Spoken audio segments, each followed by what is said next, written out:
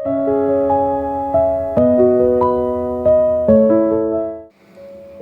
সময় সুরের জগৎ ছিল হাতিগড়া বাদ্যযন্ত্রের দখলে। কারিগরদের হাতের ছোঁয়ায় জীবন্ত হয়ে উঠত প্রত্যেকটি সুর। আজ আধুনিকতার ভিড়ে সেই ঐতিহ্যটা হারিয়ে যাওয়ার পথে।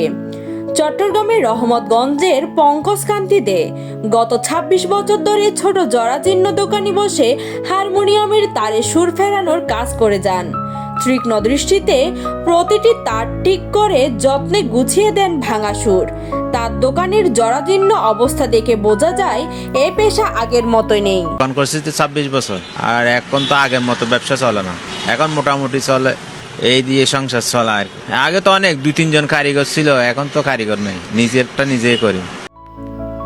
এই এলাকার আরেক কারিগর বাসুদেব মিত্র জীবনের বেশিরভাগ সময় কাটিয়ে দিয়েছেন সুর যন্ত্র মেরামতের কাজ করে।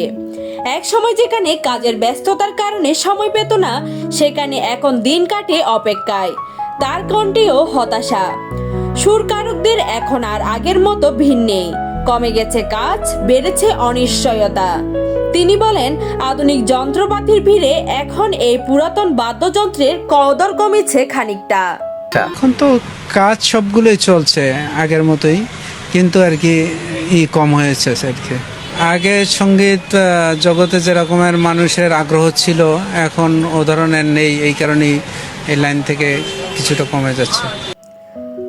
পটিয়ার ডাক বাংলার এই দোকানটির বয়স প্রায় ৪০ বছরের উপরে। সবুজ দাসের বাবা দাদার সেই পুরনো দোকানটি এখন তিনি চালাচ্ছেন। যুদ্ধের আগে এই ব্যবসা টিকিয়ে রাখার চেষ্টা করেছেন তার বাবা দাদা। বড় কিছু করে উঠতে পারেননি, তবুও কাজের প্রতি ভালোবাসায় তাকে আটকে রেখেছে এই ছোট দোকানের ভেতরে। এখন আর তবলা ঠিক করবার লাইন নেই, নেই হারমোনিয়ামের তার ছিঁড়ে গেলে তার দোকানে এসে ঠিক করবার ভিড়। পরম্পরা ধরে কি কারণ সূর্যগত তারা রক্ত মিশে। এক সময় তবলা, হারমোনিয়াম সহ নানান বাদ্যযন্ত্রে রঙিন হয়ে উঠত কণ্ঠশিল্পীদের সুর।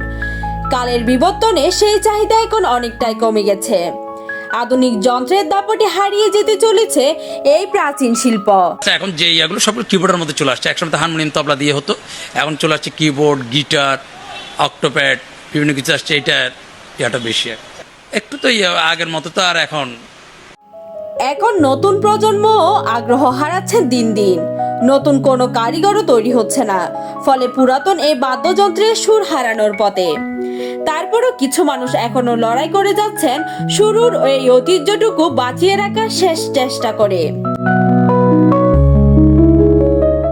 News desk, Hindus news.